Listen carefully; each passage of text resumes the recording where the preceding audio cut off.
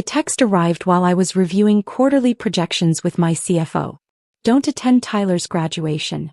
He told us he's ashamed you're his aunt. It would ruin his day. My mother. Always direct. I stared at the message for exactly 3 seconds before typing back. Understood. Everything okay? Marcus asked, noticing my pause. Family thing, I said, setting my phone face down. Where were we on the Singapore expansion? But my hand shook slightly as I picked up my pen. Marcus pretended not to notice. He'd worked with me for 6 years, long enough to know when to let things go. Tyler wasn't always ashamed of me. When he was 7 and I was 22, I was his favorite person.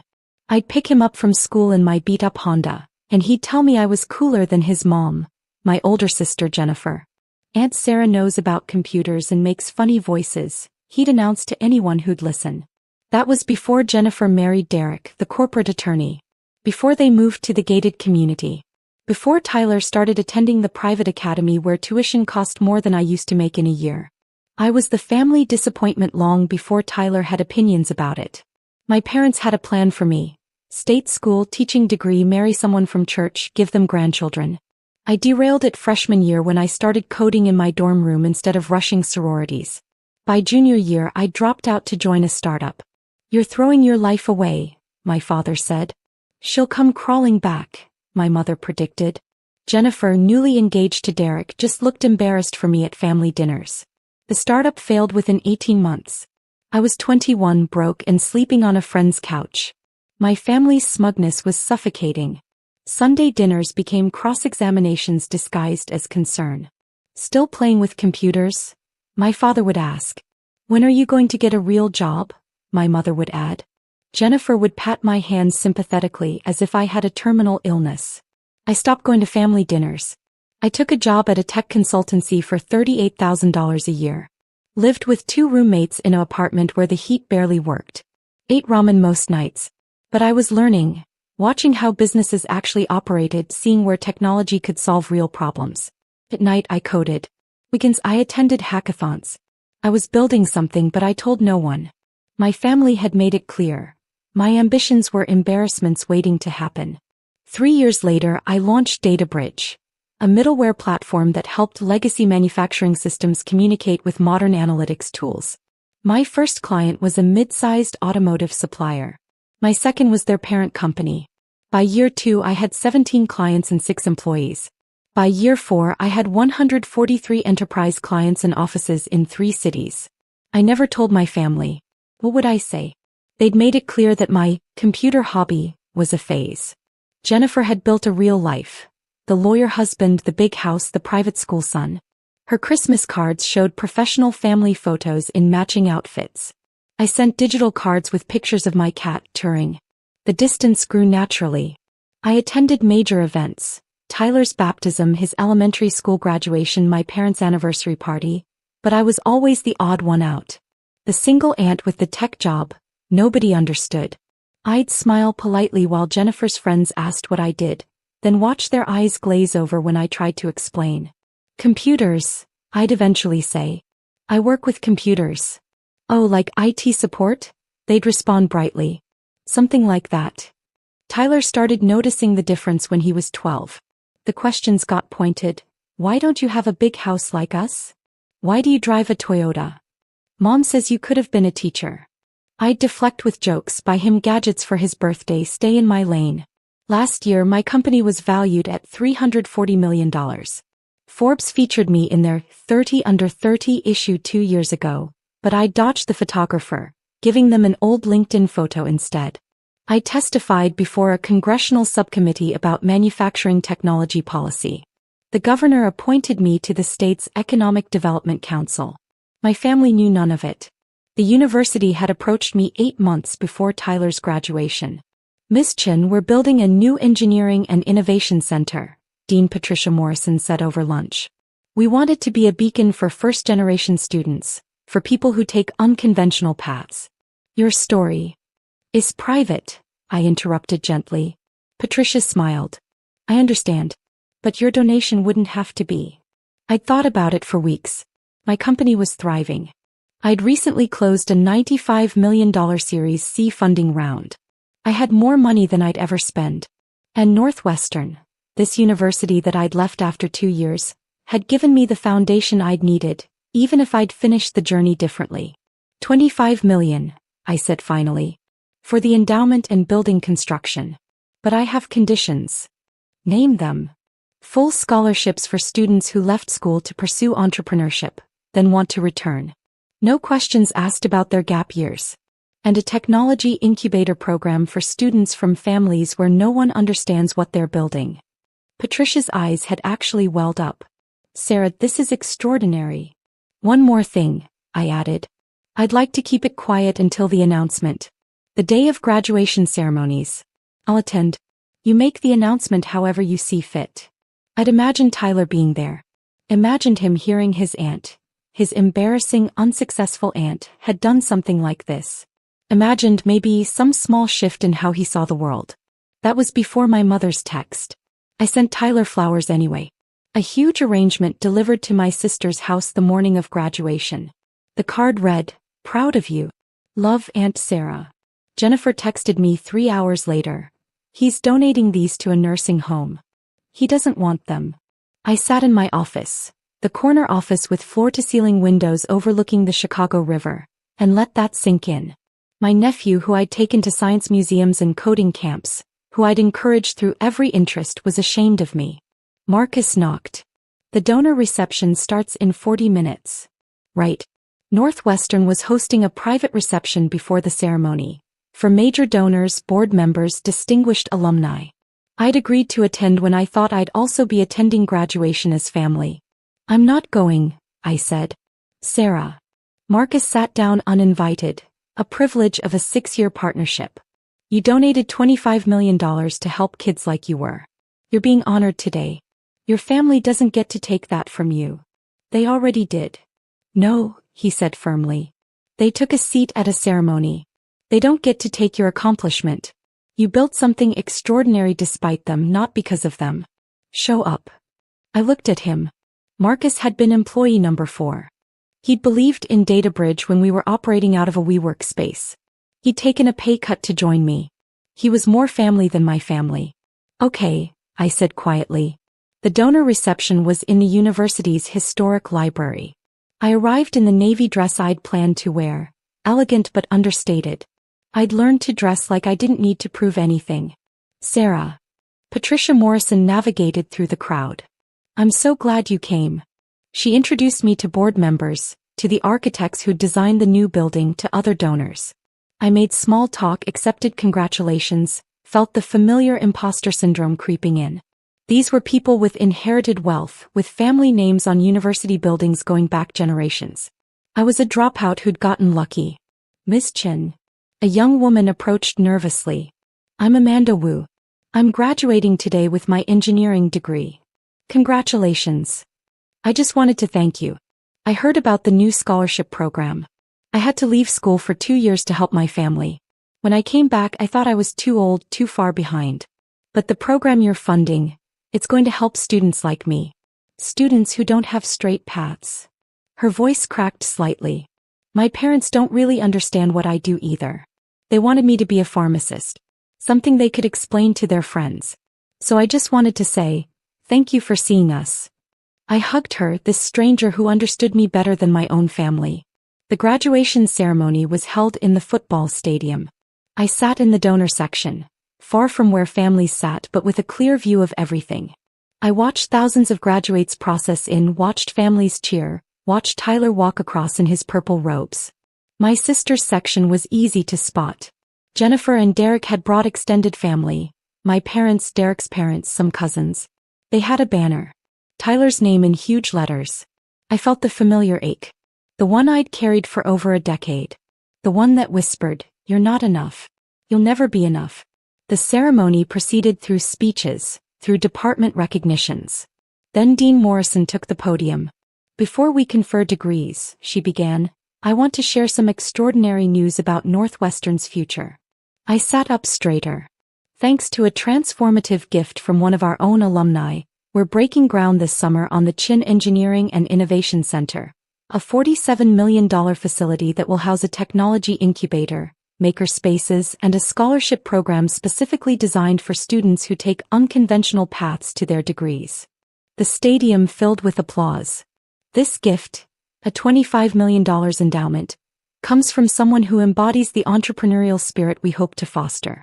Someone who left Northwestern after 2 years to pursue a vision, built a company that's now transforming American manufacturing, and who's returning to ensure other students have support for their unconventional journeys.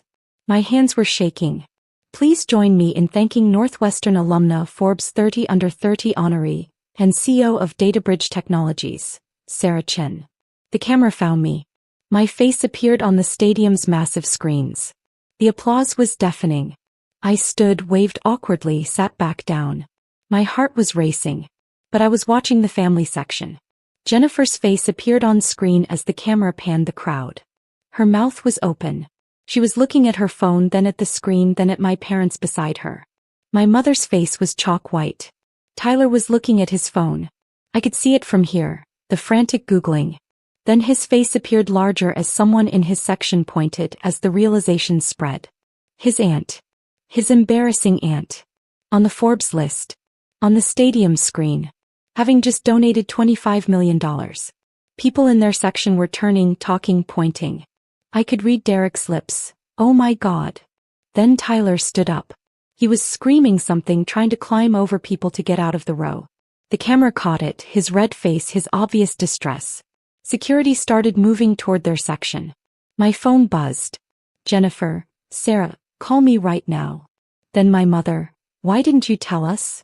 Then Derek, we need to talk immediately.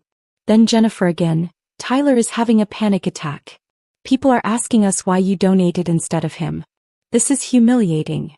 I turned my phone off. Amanda Wu, the student I'd met at the reception, was sitting 2 rows ahead. She turned around, caught my eye and mouthed, "Thank you." I nodded. The ceremony continued. Degrees were conferred. Tyler walked across the stage. I wondered if he even processed his own graduation or if he was too busy dying inside. I didn't stay for the post-ceremony family photos. I had my driver take me back to the office. Marcus was waiting. How was it? Tyler had a panic attack on live camera when they announced my donation. Good, Marcus said without sympathy. My phone, which I'd turned back on, was exploding. 63 missed calls. Over 100 texts. My family group chat was a nightmare of messages. Jennifer, how could you do this to Tyler on his day?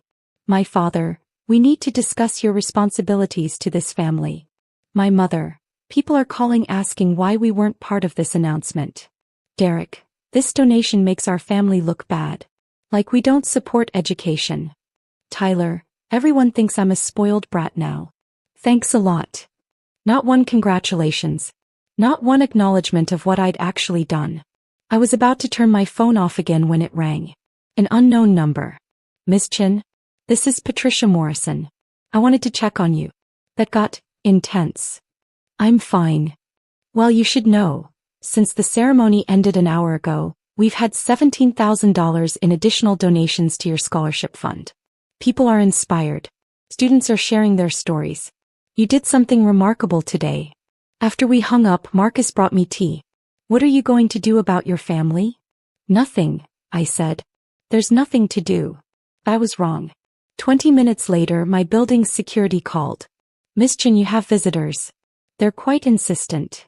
My family had found me. I told security to send them up. They arrived like an invading force. My mother, my father, Jennifer, Derek, and Tyler. All still in their graduation ceremony clothes. Tyler's eyes were red. This is where you work? My mother looked around my office with obvious shock. The original artwork. The Herman Miller furniture. The view. What can I do for you?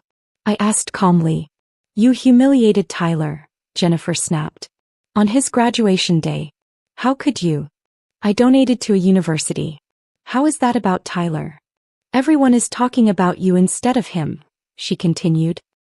His graduation is ruined. Did he get his degree? That's not the point. Then what is the point, Jennifer? My father stepped forward. The point is family. We don't understand why you'd make such a public gesture without consulting us. People are asking questions. It makes us look uninvolved. You are uninvolved, I said quietly. You've been uninvolved for 12 years. That's not fair, my mother said. You pulled away from us. I stopped attending dinners where I was treated like a failure. You were working at a startup, my father said. That's not stable. I was building something. You just decided it wasn't worth acknowledging. Tyler spoke for the first time. You let me think you were a loser. The words hung in the air. I let you think what your parents told you to think, I said, looking at him directly. I sent you gifts. I invited you to visit. I offered to teach you coding. You stopped responding when you were 14. Because Mom said you were wasting your life. And you believed her without asking me. Jennifer stepped between us. Don't put this on Tyler. He's a kid. He's 22. Old enough to graduate college. Old enough to decide if he's ashamed of someone. This is ridiculous, Derek interjected. Look, we're family. We should be supporting each other. And that means, Sarah, you should probably consider how your public profile affects us all. Maybe we should coordinate on these things. I actually laughed. Coordinate. Right. Like you coordinated telling me not to attend today. That was Tyler's choice, Jennifer said defensively. No, I said. That was your choice. Tyler is 22. He doesn't text. He doesn't call. He doesn't make family communication decisions. You do. My mother's voice went cold. We're your family, Sarah. This money, these accomplishments, they belong to the family. And there was the real reason they'd come. No, I said clearly. They don't. We helped raise you, my father said. We supported you. You paid for 2 years of college that I didn't finish. I paid you back 5 years ago. Check your bank account. $47,000 every penny. I didn't want to owe you anything. My mother's face went red. How dare you throw that in our faces? I'm not throwing anything. I'm stating facts. You decided I was an embarrassment. You excluded me. You taught your grandson to be ashamed of me. Those were your choices. And your choice, Jennifer said viciously, is to humiliate us publicly. My choice was to help students who reminded me of myself. Students whose families don't understand them. Students who need someone to believe in their unconventional paths. I looked at Tyler. I hoped maybe you'd be there. Maybe you'd hear your aunt did something meaningful. Maybe you'd think differently about unconventional paths. Instead, you made me look like an idiot, Tyler said bitterly. Everyone's asking why my aunt donated millions and I didn't even know she had money. They think I'm a spoiled brat who doesn't pay attention to his own family. Tyler, I said gently, I sent you flowers this morning. What did you do with them? Silence. You donated them to a nursing home, I continued. Because you didn't want them. Because they were from me. That's your choice. Those are your consequences. Derek stepped forward, his attorney voice activated. Let's be practical. This donation creates certain expectations. The family name is now associated with this building. We should discuss how we manage that narrative. Perhaps Tyler could be involved in the scholarship program. Show family unity. No. Sarah, be reasonable. I am being reasonable.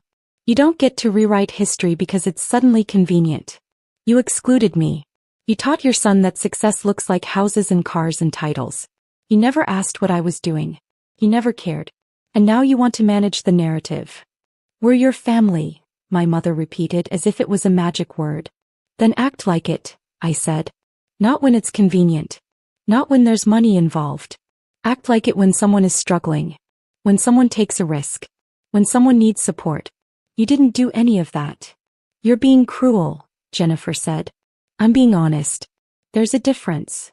The silence stretched. Tyler spoke quietly. So what happens now? I looked at my nephew, this young man I'd loved who'd been taught to be ashamed of me. Now you graduate, I said. You start your job at your dad's firm. You build your life. And maybe someday you think about what success actually means. Whether it's what your parents told you or something you figure out yourself. And us, my father asked. That's up to you, I said. I'm not angry. I'm just done. Done performing. Done apologizing for my choices. Done trying to fit into your definition of acceptable. You're cutting us off? My mother's voice rose. Over what? Over Tyler's graduation. No, I said. This isn't about today. Today just made it clear.